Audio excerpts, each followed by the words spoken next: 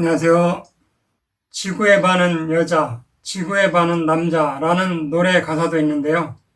오늘은 지구의 반, 남성들에게만 해당되는 전립선에 대해서 알아보겠습니다.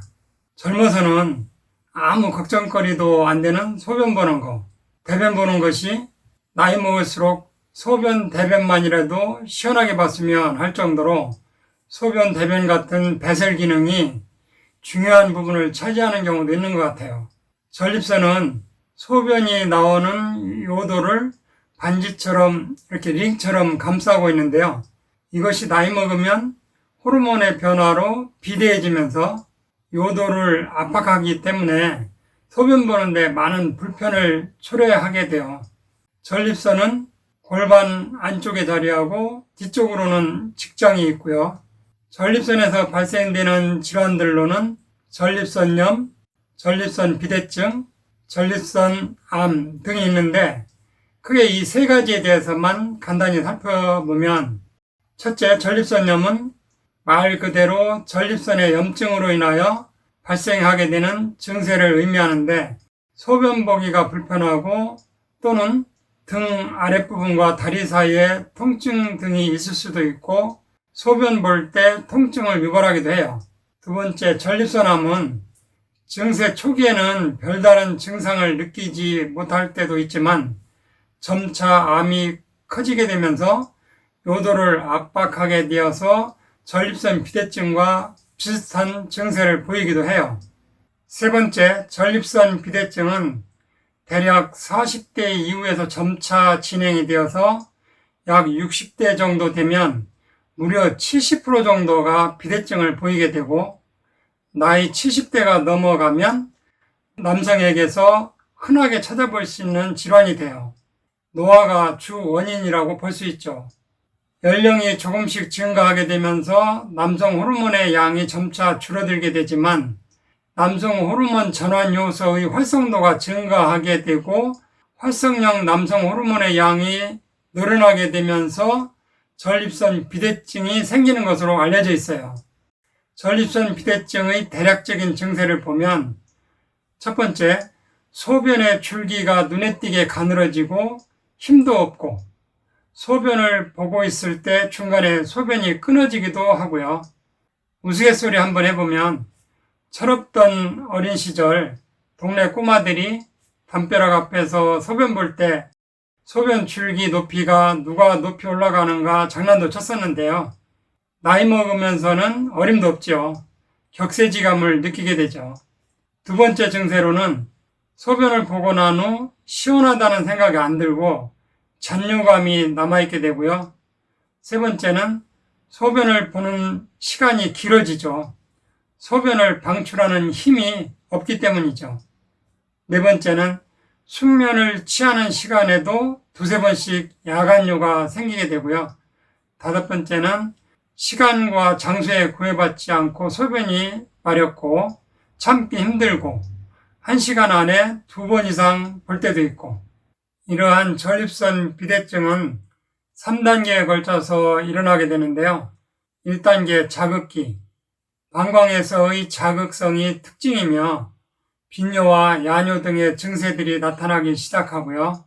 2단계 잔뇨 발생기인데 보상성 변화가 보이기 시작하는 단계로서 방광 배뇨근 비후, 세뇨, 배뇨 지연 등의 현상을 볼 수 있으며 배뇨를 하게 될 때 높은 압력이 형성되게 돼요. 3단계 만성 뇨폐기인데 기능의 장애를 불러오게 되는 시기로서 세뇨가 더욱 심각해지며 소변의 점적, 방광의 팽배 현상, 방광의 긴장과 감각이 상실되며 소변이 과하게 충만함에도 무감각해지는 경우가 있어요.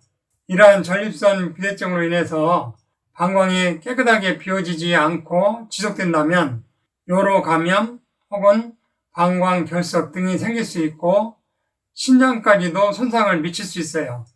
현대의학으로는 전립선 질환에 여러 약을 처방하기도 하는데 아무래도 화학적 합성 제품들은 부작용도 많고 약이 대사되는 과정에서 인체에 또 다른 독으로 작용할 수도 있어서 장기 복용하기에는 늘 불안한 면이 있죠. 화학성분의 약들은 단기 복용하는 데는 큰 문제는 없겠지만 장기 복용해야 하는 만성질환의 경우는 좀 더 꼼꼼히 생각해 봐야 할 것 같아요. 최근에 혈압약 발암물질 사건이나 엊그제 위장약, 잔탁을 비롯한 라니티딘 성분들, 이런 발암물질 검출로 또 한바탕 소동이 일어나는데요. 그동안 먹어온 것은 누가 책임져 주나요? 국민 소득이 3만 달러, 4만 달러 올라갈수록 가능하면 화학성분보다는 생약성분이나 천연물질, 영양물질로 미연에 예방하고 건강관리했으면 좋겠다는 생각이에요. 그래서 전립선에 도움될 수 있는 영양요법을 소개해 드려 볼게요. 전립선에 필요한 영양소 중에 대표적인 것이 아연인데요. 전립선에는 특이하게도 고농도의 아연이 분포하고 있어요. 전립선 암의 경우에는 아연의 농도가 10분의 1밖에 안 된다고 해요. 정자와 정액도 아연으로 채워져 있고 정자, 난자가 수정할 때도 아연에 의한 불꽃이 발생한다고 해요. 아연이 부족하면 전립선과 정액에 문제가 생기고 남성 불임의 원인이 되기도 해요.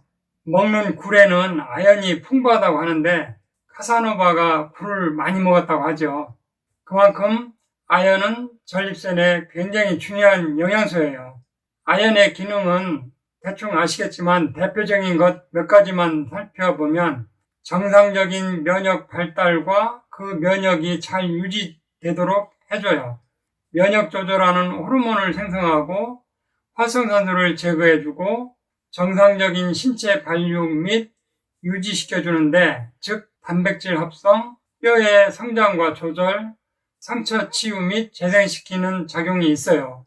또 성호르몬 생성, 정자 생성, 전립선 기능 유지, 또 혈당 조절 역할로서 인슐린 생성과 저장에도 아연이 다 필요해요. 시중에 아연 제품이 많이 나와 있기는 하지만 전립선 쪽에 특화되어 있는 제품은 바로 전립통평이라는 제품인데요. 이 제품의 주요 성분인 KMB319 메디컬 아연은 일반적인 아연 제품보다 전립선 쪽으로 효과적으로 전달되어 생체 내 아연 이용률을 높인 제품인데요. 아연을 수송하는 단백질에 GIF1이라는 것이 있는데 전립통평의 주 성분인 KMB319 메디컬 아연은 차별화된 기술로 만든 제품이에요.